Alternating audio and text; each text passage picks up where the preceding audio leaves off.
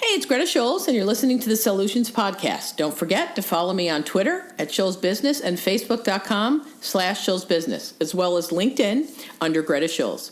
The SELLutions podcast can also be found on iTunes and Google Play for iPhone, iPad, or Android. On iTunes, the iPhone podcast app, or on Google Play, search SELLutions to subscribe straight from your phone. To keep up to date with the SELLutions podcast, wherever you are, and of course, it's still free. Let's start the show. Well, good afternoon, everyone. Welcome to SELLutions, our podcast. Today, we have a special guest. It's Dr. Steve Taubman. Steve is a really, really interesting guy. I actually met Steve through Frank DeRaffoli up in New York, as most of you know, is my brother, and he had an entrepreneurial radio show, and Steve was on it, and Frank talked to me about him and said, hey, this guy's really interesting. You got to talk to him. And I said, all right, I will. So Steve and I have gone back and forth for a long time. He's got some totally cool stuff. And so I'm really excited for you guys to hear a little bit about him. Welcome, Steve. What a pleasure to be here, Greta. Thanks for having me. So glad you had time for us today. So I wanted to talk a little bit. You know, Steve, I was looking at your book. You have 2 books out now, and we'll talk a little bit about that. But before we get there, I was looking at your background a little bit. What an interesting background. I understand that years ago you started out as a chiropractor. Talk about that and how you got to, from there, where you are today. Sure. Okay. Well, yeah, it's been an interesting trajectory for sure. I was a chiropractor for 14 years. Had a very successful sports medicine practice in Burlington, Vermont, and did a lot of work in the chiropractic profession and in the political side of it. So helped to get hospital privileges for chiropractors here in Vermont. Oh, wow. As I said, did a lot of work in sports medicine. So there was a lot of the psychology of performance, the psychology of winning that became part of my practice. And it was a great practice, but I got to a point about, I want to say 10 or 12 years into it, where it started feeling like there was something else I needed to do with my life. There was some other place I was meant to go. I wasn't really sure what it was. I couldn't really put my finger on it. But in the meantime, I was starting to, I was learning how to do magic, and I was putting on these shows for corporate groups, which was kind of fun. Of course, the first thing with the magic was I got to torture my patients with it. Oh, that is fun. I'd like to torture my clients sometimes. So it was kind of an interesting thing, and it was great for the young kids to, before I was good enough to pull it off for adults, at least I could fool a kid. And so I had that part of my personality, that kind of performer part of my personality. And I got to a point in my practice where something told me it was time to move on. Nothing was wrong except for the fact that I'd go into work at 8 o'clock in the morning, and by 9 o'clock I had looked at my watch 10 times. Oh. And I'm sure you know that feeling. It's the sense that time just won't go fast enough. It's like dragging along. And I knew something was wrong. I knew I wasn't feeling fulfilled. And yet at the same time, you know what it's like when you've put your time and your effort and your attention and your studies into achieving a goal. Yes. And, you don't want to give it up that easily. A lot of people stick with things in their lives that maybe they should move on from, whether it's a job or a relationship, because they put a lot of work into it. Yep, you're absolutely right. So it's like, I read a quote recently. It was something like, don't keep making the same mistake just because of how long you put into making the mistake. That's a good quote. That's so true. I think so many people do that. Yeah. So I was one of those people for a good long time until I finally woke up one morning and I'd sort of hit the wall. And I was sitting in a chiropractic seminar one day with a group of chiropractors being motivated by a very inspiring speaker. And everybody was getting pumped and excited, and I wasn't. But I wanted to be. I should have been, but I didn't feel a thing. Wow. And so I got up, and I went out of the room. This was at a local hotel. And this was back before anybody had cell phones, back in '96. It wasn't common to have a cell phone back then. And I picked up I took a magazine with me that had a chiropractic magazine that in the back of the magazine there was a listing for a chiropractic appraisal company that would appraise your practice for sale. And I went to a payphone, called them up. I said, wow. I'm selling my practice. From the event? From the event, like right then and there. Wow. I was absolutely sure. It was just somehow I knew. It was like I had to pull the trigger. and move on. And if you were to ask me then what it was or why I needed to leave, I don't know if I could have told you. Now, 20 years later, I can tell you that there were a few reasons. One of them is that it didn't suit my personality enough. I needed to be out doing things in public. I needed to be impacting larger numbers of people on a stage. And so that's kind of the direction I went in. And also, I still had some unresolved psychological stuff. I was still, hitting a lot of walls in terms of anxiety and depression and insecurity. And those things would show up if I weren't getting great results with a patient. Yeah, that's true. Somebody wasn't getting better. All of a sudden, I felt guilty. I felt like, I'm a terrible person. And, despite the fact that I was doing everything I could for them, I just couldn't get comfortable with that, that feeling of failure that would come along from time to time. Wow. So a lot of things were kind of pressing down on me. And so I sold my practice. And as you know, I kind of jumped into the void. I took a year off, went to Guatemala, studied Spanish, had kind of a vision quest where I did a lot of learning things like meditation, mindfulness, which is still part of what I teach. And at some point, I was introduced to the idea of hypnosis, stage hypnosis. And I studied with a guy and with the American Board of Hypnotherapy, and I became a stage hypnotist. And it was obviously a radical change from what I was doing before. But I got very good at it, very popular at it. I was the official hypnotist for MTV Spring Break. You have to talk a little bit about that story. When I read that, I said, what? I can't believe it. Yeah, the story is that I was in Jamaica, Barbados or Jamaica, I think Jamaica, and I was doing a hypnosis show, a televised hypnosis show for about 2,500 college kids on the beach. We had one of those big, giant stages that bands And I had like 2,500 kids in the audience. I had about 20 people on stage, and they were all hypnotized. And I was doing all the things that I was used to doing during a hypnosis show. I've got them milking a cow, got them conducting an orchestra. I've got one guy who thinks he's pregnant. Yeah, and then I had another guy think he was the father. Oh my gosh, that's awesome. Oh, so fun, so fun. And in the middle of the show, I decided to try something different, something I hadn't done before. But one of the things, if you're a performer, that instinctively is that when things are going well, that's when you pull out your new material or just you trust your instincts. Mm-hmm. So it was one of those shows. So I took one of my subjects, this very attractive, strong guy, looked like Channing Tatum. Yep. And I said, when you wake up, 3 things are going to happen. I said, number 1, you don't believe you're hypnotized even though you are.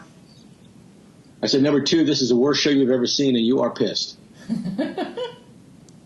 And I said, number 3, there's an invisible wall 3 feet in front of you. So I woke everybody up and I said, how's everybody doing? And everybody says, we're great.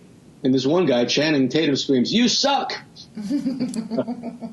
So luckily it was him and not somebody else saying that. And so I said, what's the problem? He said, the show's terrible. I said, well, what? Then leave. And the guy gets up, and he takes 3 steps, and he hits the invisible wall. My gosh. And his hands go up, and he starts to push, and he's fretting, and he's straining, and he finally sits back down, crosses his arms, and starts to pout. And I said, what's the problem? He says, nothing. I said, are you hypnotized? He says, no. I said, are you having fun? He says, no. I said, well, then why don't you leave? Guy thinks for a minute. Finally says, I'm not going to give you the satisfaction. Oh my God, it's awesome. And that was a pivotal moment in my life, and it was funny as I'll get at. But what was pivotal about it for me, since I had been studying meditation and I had been teaching people about mindfulness, and all of a sudden this sort of thing kind of clunked into place in my brain, and I thought that's the problem. That's our human dilemma. That's all of us, right? We're all trying to get somewhere. We all have a hope, a dream, a desire. Your audience is comprised of people who sell and professional people who have goals and have outcomes they're trying to achieve. And then they move toward those goals and they hit their invisible walls. That's so true. Which are something inside their own minds. And what they'll do is they'll try to power through it, like this guy did, try to push through it, and to no avail. Because as long as that wall feels real, it's going to resist every amount of pressure you put on it. And so what happens for most people is that they'll apply a finite amount of effort to trying to overcome this mysterious blockage that they face. And when they fail to do so, they will then begin to make excuses. Oh, I've got a bad territory. My boss doesn't understand me. People in this neighborhood just don't want what I have to offer. Right. There's any number of excuses that we make, and we don't think they're excuses. For us, they're very real. But what they all have in common is that we don't have control over any of them. Whereas the reality is that we all have control over what's going on inside of our own minds. But we've never learned how to exert that control. Steve, this is so interesting to me because, I don't have any of the background that you have at all. I just, in working with salespeople for all the years I've done it, one of the things I really have understood is that almost every time there's an issue, it's internal and it's their own belief. Everything is about their belief. It really, truly is. If you believe that you don't deserve to be meeting with a CEO, then you're not going to. If you don't believe that you deserve to, make $500,000, then you're not going to. So much of it comes from inside because when you truly do believe it, you make it happen because I don't understand why I wouldn't. I know that, I believe I should be there. So, in reading your stuff and from what you just said, what are some of those things that, how do we get past that wall? Because my audience, the people in my world, they run into that all the time. And you're right. Some of them say, I don't know how to get past that. And other ones say, oh, no, that's not it. It's some external force, which it's not. Right. Well, you just brought up two of the most important pieces of the puzzle. And the very first one is you've got to admit that, that it is, in fact, you. Because if you don't, Gurdjieff, the philosopher Gurdjieff said the first step for escaping from prison is realizing you're in prison. Yeah. Right? And it's the same thing here. It's the first step for overcoming this mental prison is realizing you're in a mental prison. And if you continue to tote the party line that it's something outside of yourself, then, if you argue for your limitations, you get to keep them. Wow. So wait. If you Okay. argue for your limitations, you get to keep them. That is a quote that is, I love that. Okay, everybody that's listening to this, I want you to write that down. If you argue for your limitations, you get to keep them. Steve, I am coining that with your name on it. Okay. I don't know that I'm the first one who said it, but I appreciate that. I've never heard of it, so.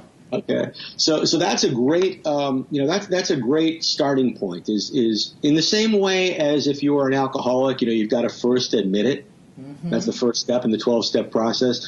You've got to admit that there's something going on between your ears that's having an impact on your success, and it's maybe the hardest of all the steps, right? Because we don't want to do that because there's a very thin line between responsibility and blame.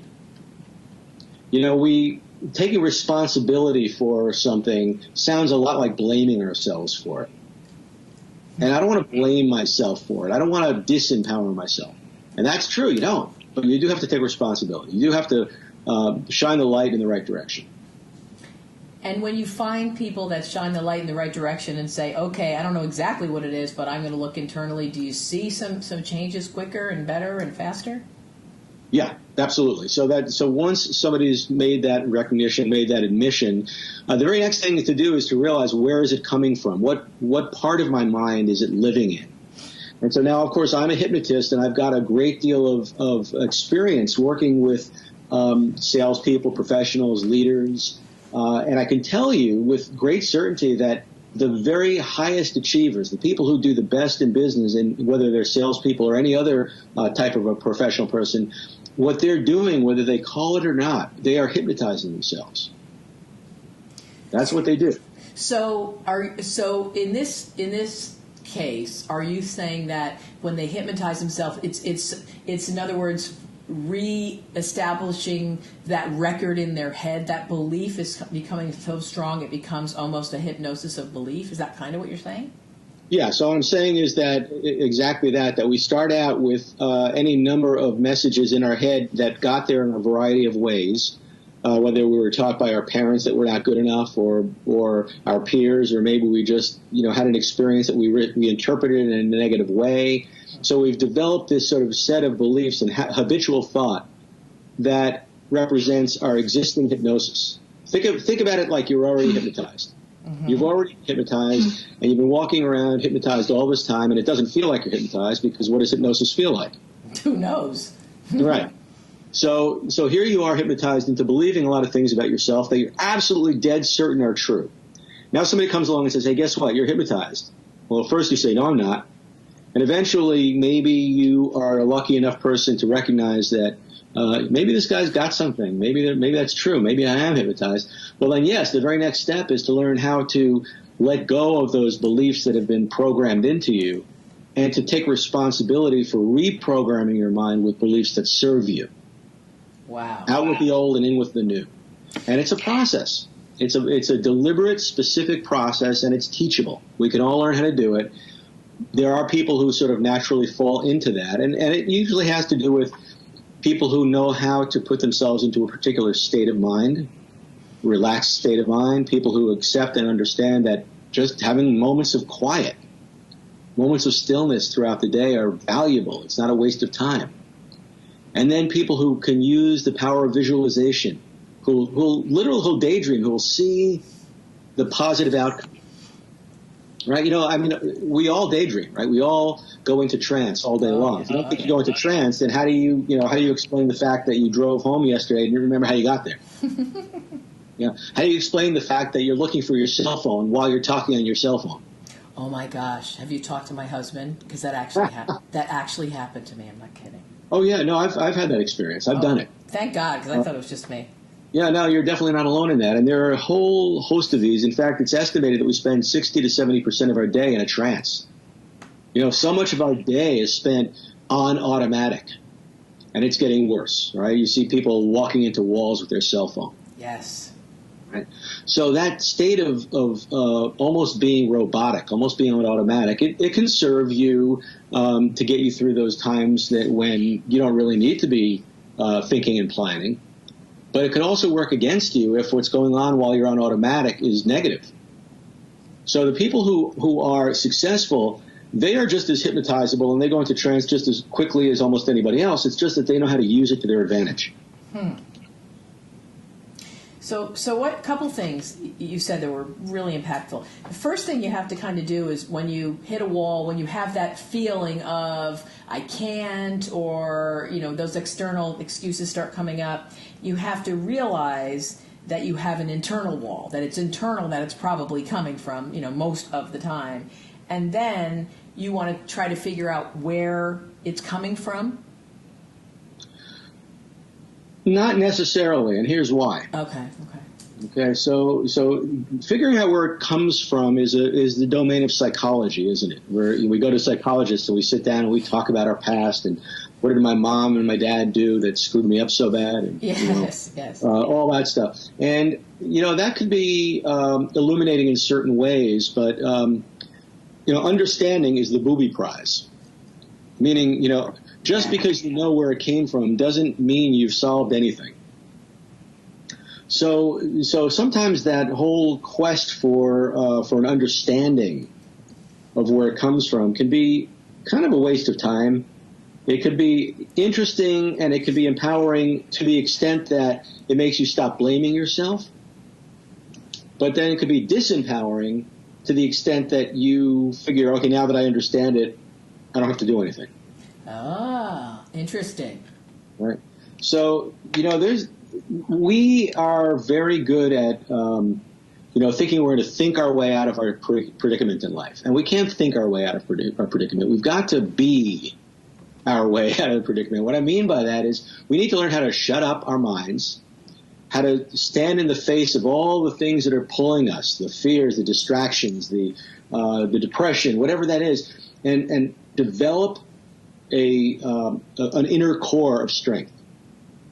That's where this comes from. It comes from an ability that you develop by following a certain kind of system, disciplining yourself, quieting your mind, discovering that the things that you used to react to, you don't have to react to anymore.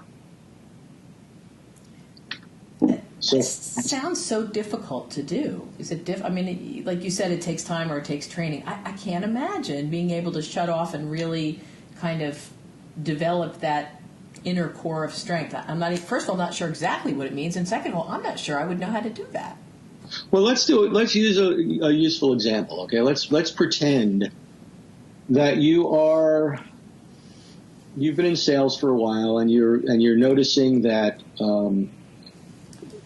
that you're having awkward conversations with people that aren't leading to close a sale. Okay, and picture yourself in that situation. You'd feel a certain number of emotions that come up when you fail in the way that you want to succeed. There's a feeling that goes along with it. Okay. All right, now there you are in that moment. What we usually do is those feelings create a kind of reaction. My reaction is, boy, I'm not going to do that again. So we might retreat from the thing that might serve us. Right? Because we don't like the way it feels. And so we're constantly being confronted in our lives by feelings that we react to by trying to get away from them. And as a salesperson, so for example, in sales, one of the most common ones is what's called approval addiction. Yes. Yes. Approval of other people, right? Now, we all have a little bit of approval addiction. We all do, really. We've grown up feeling like we need other people to like us, to trust us, to believe us. And there's nothing that's terribly wrong with that, except that when it becomes addictive, when we really need it, it could limit our lives. It could slow us down. And in most areas of life, I mean, if you work on a line, on an assembly line, it doesn't really matter that much. But if you're a salesperson and you're relying on your ability to influence and persuade, but you're addicted to the approval of others, you're gonna be shutting down before you successfully influence somebody's thinking, right? Because you're going to see their resistance, you're going to see their objections, and it's going to do something inside of you that's just going to feel very unpleasant. That is so true. That is right? Absolutely so true, Steve. And if it happens enough, you're going to give up. You're going to stop being a salesperson. You're going to give up on your dream because this feeling keeps coming up. You don't know what to do with it, and that feeling came from this addictive need for approval. So many salespeople, I call it need for approval, but, approval addiction is even a better way to say it. And, at least in the world of sales, and I know you deal with lots of different types of people, but in the world of sales, what happens is so often people are in sales, go into sales because, everybody loves me and I got a good personality and everybody keeps telling me I should be in sales because I'm a real people person, and that's so often what leads people into sales. And the problem is what leads them there, that, hey, everybody loves me, is the one thing that often, just like you're saying, is often what makes it difficult for them to stay there, because this isn't about approval. This isn't about people loving you. This is about, getting forth an idea of what makes sense, and sometimes you get pushback, and that pushback feels uncomfortable for people that have that approval addiction. So after a while, they get enough pushback and they say, these people don't like me, they don't like so I'm not going to do this anymore. And I think that is so prevalent in our industry. It is very prevalent in this industry. And so that's a great example of what I'm talking about. I'm saying that that strengthening process, we call it mental toughness, is the terminology we usually use for it. Mm-hmm. Being able to be bolder, tougher, more resilient in the face of having your addictions triggered. Right? So if you think of it like, what we're going to do is, rather than take you out of this industry and make you give up on your dream, what if instead we can show you how to overcome the addiction? Nice. So that's one of the things that you can help people with.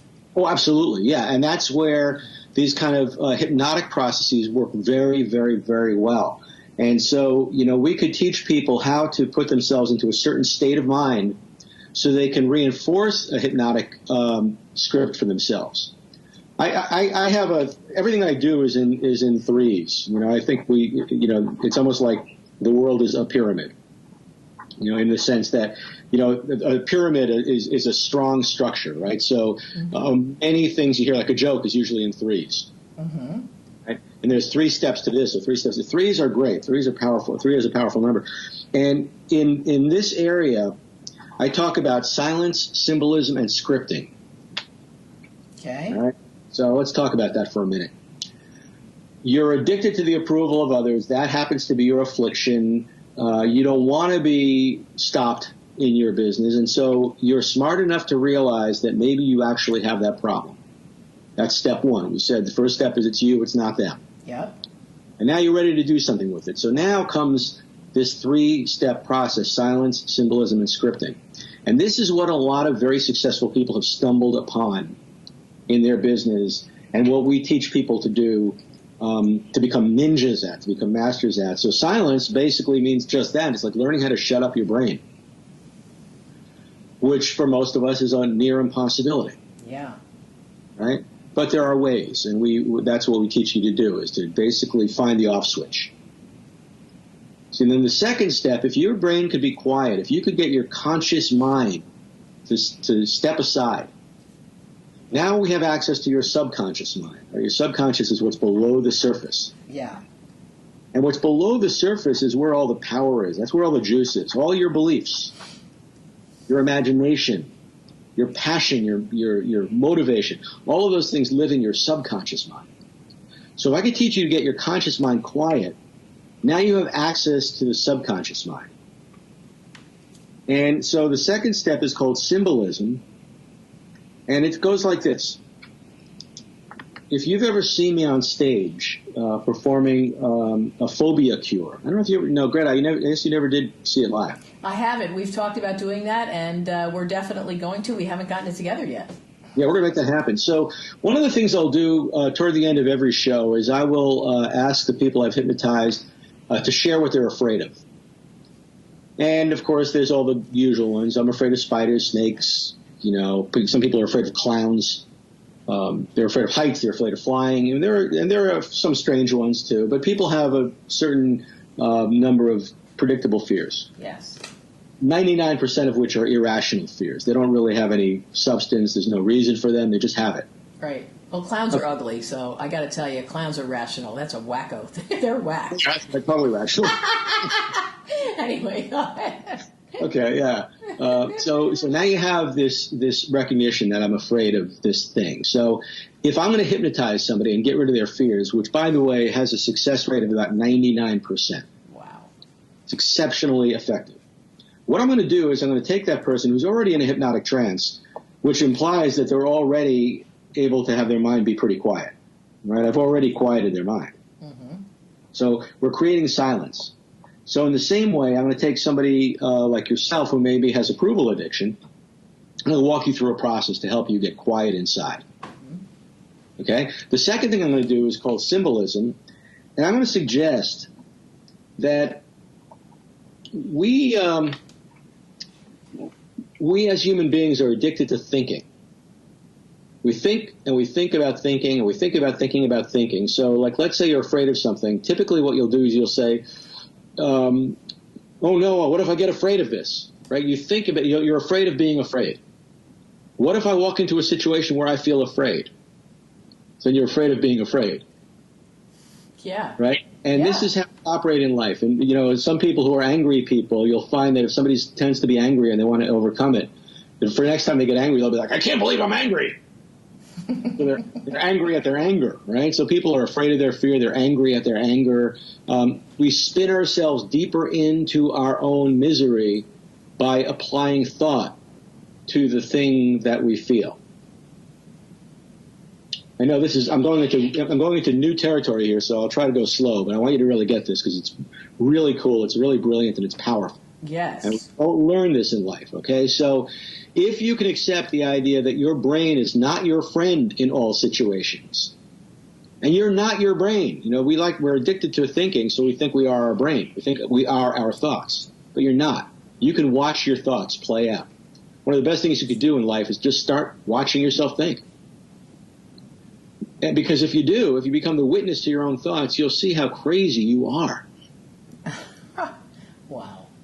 Right? So here's what happens. So now I notice that I've got anxiety, and now I'm anxious about being anxious, and I'm addicted to the approval of others, and now I feel terrible about myself for being addicted to the approval of others, and my brain goes haywire. I'm thinking, my brain is firing on all cylinders, and I can't relax. I can't calm down. I can't walk into a situation and sell effectively because my brain is my enemy in that moment. We've all had that experience. We've all felt like I can't get out of my own way. Yes. All right, so that's what we're talking about. We're talking about those moments when you can't get out of your own way. So now, what do I do in a hypnotic state? I take somebody, I go through silence, and then symbolism is this. Suppose I were to say to you, I want you to think about this situation that makes you very anxious. You're in a sale, and you're in a sales presentation, and the person you're talking to is looking at you skeptically. And you feel that icky feeling inside. Right? Now, when we started this conversation, I said this is what happens. We usually collapse into our feelings and we fail to achieve our goals because that feeling is so pervasive. It's so intense. So picture yourself there. You're making your presentation. The other person is looking at you with skepticism and doubt. And inside you're feeling terrible. It's all your guilt feelings and all your imposter feelings and I'm not good enough feelings and all that stuff. Anxiety and It's all up, all right? So now, typically what you're going to do with that is you're going to start thinking about it. Oh my God, it's a terrible, terrible thing. But here's what I'm going to do as a hypnotist. I'm going to say, okay, and now this is, we're doing this as a clinical experience. You're not actually in the situation. You're just pretending. Right. Okay? So you're pretending that you're in this sale. You're pretending the person is doubtful. You're pretending, and therefore you're feeling this terrible feeling, which, by the way, is an interesting thing to realize, which is that you can create emotions inside of you from your own imagination. I absolutely believe that. You're right. I mean, it's amazing how powerful it is. You can think about things and all of a sudden your stomach turns. Yeah, well, isn't that interesting? So if that's the case, then why don't you use it to your advantage and do it the other way? Yes. Right? Yeah. So here you are, you're thinking about this thing, it's terrible, it's horrible, you feel bad, and you're, in all likelihood, if you were in that situation, that's exactly what would happen. And then I come along as your hypnotist today, and I say, okay, Greta, we're going to freeze the frame. We're going to stop in this moment, and in this moment I'm going to ask you to turn your attention away from the scenario, away from this image that you've created of this skeptical person watching you make a presentation. And instead, I'm going to ask you to turn your attention to the inside feeling. What does it feel like inside of your body right now? And so now your inquiry changes. Your inquiry is no longer about the guy who looked at you skeptically. Your inquiry is about what does it feel like inside of me? Mm-hmm. Ew, I don't like the way this feels. My stomach is turning and tense. My neck is tense. My throat is tight. My face is hot. Mm-hmm. So now you're looking at the sensations. You're out of your head and into your body. All right? Yep. Now what I'm going to do is I'm going to say, okay, I want you to imagine that feeling in your body is like a bundle or a package taking up space inside of you. All right, that entire feeling, it's like a big bundle inside of you. It's got a size and a shape. It's got a density. It's got a color. It's got a location. It's somewhere inside of you. So you're going to imagine that bundle inside of you. Can you do that? Okay. Now watch that bundle as we now begin to make it smaller and smaller and smaller and smaller and smaller until soon it's so small that it'll fit in one hand. And when it's small enough to fit in one hand, grab a hold of it in one hand. And on the count of 3, throw it away as far as you can, letting go of that fear now and forever, once and for all. 1, 2, 3, throw it away. Done. Got it. Good. Okay. What we just did is called symbolism, right? It's symbolism. Nobody thinks that you actually pulled something out of your body. Right. Right? You symbolized it. But what's fascinating is that symbolism works very well with the subconscious mind. The subconscious mind really eats it up. So when you learn tools like that, symbolic tools to let things go, quite often you will get relief. You'll open up space inside of you. You won't be inundated. You won't be filled up with that feeling. So if you've been feeling approval addiction, you're going to feel a little breathing room around it. All right? So you started out going into silence because you never could have done this if you were in your fully awake state. You would have poo-pooed the whole thing, like most people probably are listening to me talk about it, right? Because in your conscious mind, it means nothing.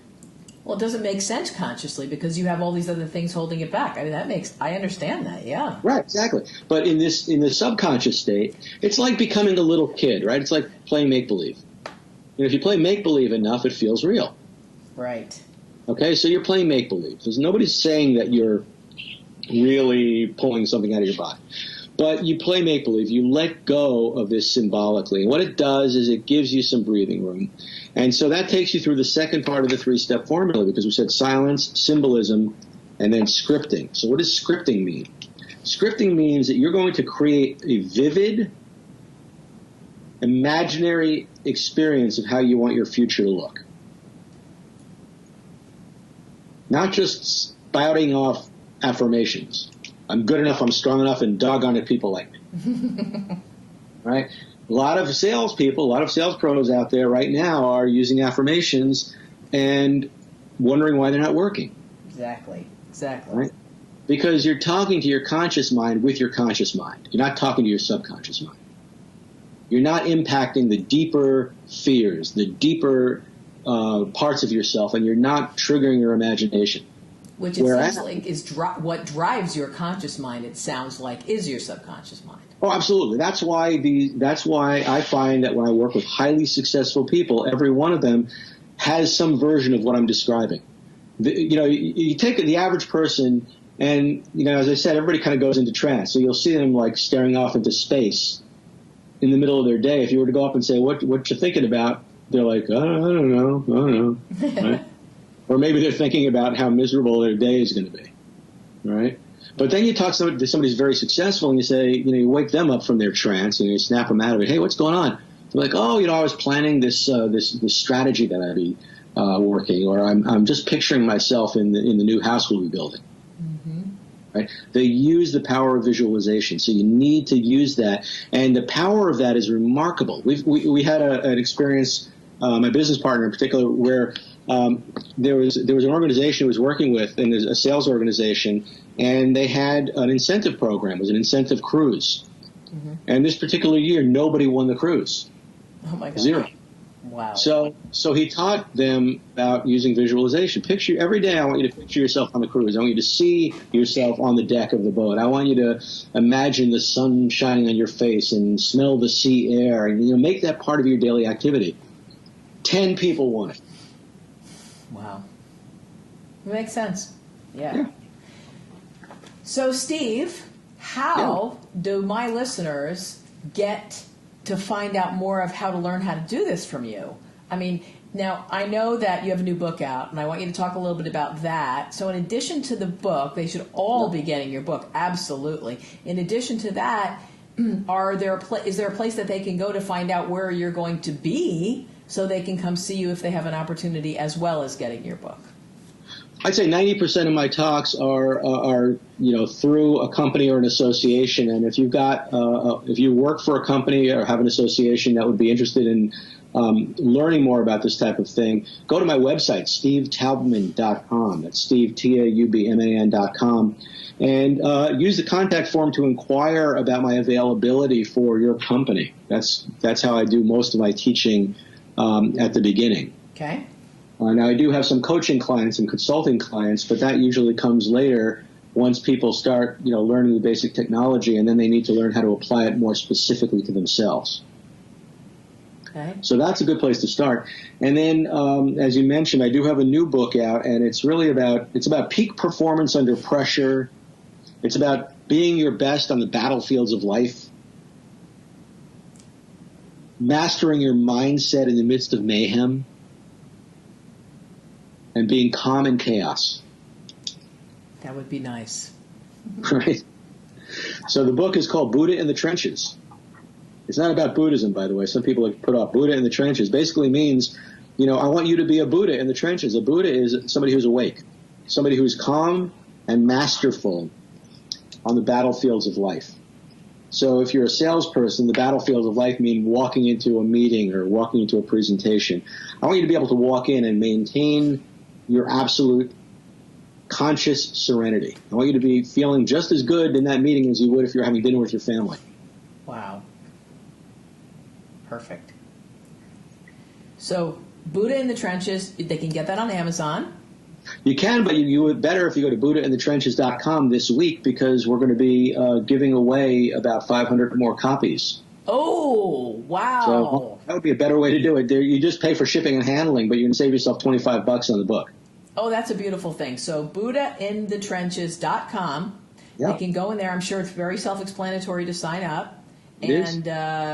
Limited number, obviously, but they need to jump on this fairly quickly. So I'll make sure that we get that out sooner as opposed to later, because obviously this is recorded, it's not live, so I'm going to get this out as soon as I possibly can so my people can take advantage of it, because I want them to get it first.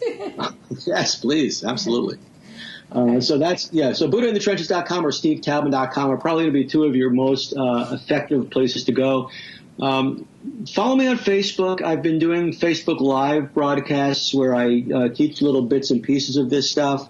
I even have a Facebook group called Unshakable Nation. Oh, wow. Okay. And if you join Unshakable Nation, it's all free, by the way. If you join Unshakable Nation, what I'm doing for the next couple of weeks, 2 or 3 more weeks, is I'm doing free hypnosis sessions. So I've gone on twice. I did one on overcoming poverty consciousness. Some of us, we grow up with very bad messages about money, and we're afraid to make money because we think that money is the root of all evil. That's exactly right. Or you know what else? Just as an aside to that, Steve, at least in the world of sales, we also grew up, which I find that people, not only is the root of all evil, they also are grown up with the message that money is something you don't bring up. It's rude to talk about it. So then you get into sales, and somebody asks you how much is it, and you're like, Yeah. That's right. So, another one. So reframing your belief about money through hypnosis, very powerful. I did one on focus, on improving your focus, which to me is the core of almost everything I teach. If you're not good at focus and you don't learn how to get good at focus, you were saying, boy, it sounds like a lot of work earlier. And that's true. It's work. But if you have good capacity to focus, then it's not hard work. Okay. Well, then I'm going to make sure that JP, who's my marketing guy, make sure he gets those out. He'll follow you. He'll share those things to people on my Facebook and LinkedIn and all of that. And then I can see if we can put something up my website where if somebody wants to click on that, they can go over and see if there's more copies left that they can get. That would be there. You great. go. Great. Okay. Anything I can do to help, I'm more than happy to do that. Okay. My commitment, my mission in life is to help people who are up to something in life. And I believe that most sales professionals are up to something in life. They're trying to dream big. They're trying to live a bigger life. They're trying to impact more people. They're trying to make a bigger difference. Yes. And my mission is to help people make that bigger difference, so that if you can overcome some of these mental barriers, and that allows you to overcome some of the financial barriers, the next step is that you become somebody who's free. And freedom is the ultimate goal, right? Freedom, financial freedom, mental freedom, goes along with generosity. People who are afraid, people who are stuck, people who are not getting where they want to go in life, they tend to be very self-absorbed. And we've all been there. I mean, I've been very self-absorbed. Very true. But when things are going well, when you're starting to make a difference, well, it's like Maslow's hierarchy of needs. When your needs are met, now you're willing to start giving to the world. You're starting to get out there and help other people. So I really think that if more people can learn how to be Buddhas in the trenches, more people can learn how to get out of their own way, stay relaxed, stay confident, stay masterful on the stressful battlefields of life, then they're going to be happy, they're going to be freer, and therefore they're going to make a difference for others. I love it. Great point. I absolutely love it. Steve, thank you so much for your time today. Buddha in the Trenches, BuddhaInTheTrenches.com. Jump on there, guys. I want all of my listeners to get the copies before they run out. So, guys, jump on there immediately as soon as you're listening to this. Get on there, get in there and get your copy. And again, Steve, thank you so much for your time today. Pleasure, Greta. Thank you. Thank you.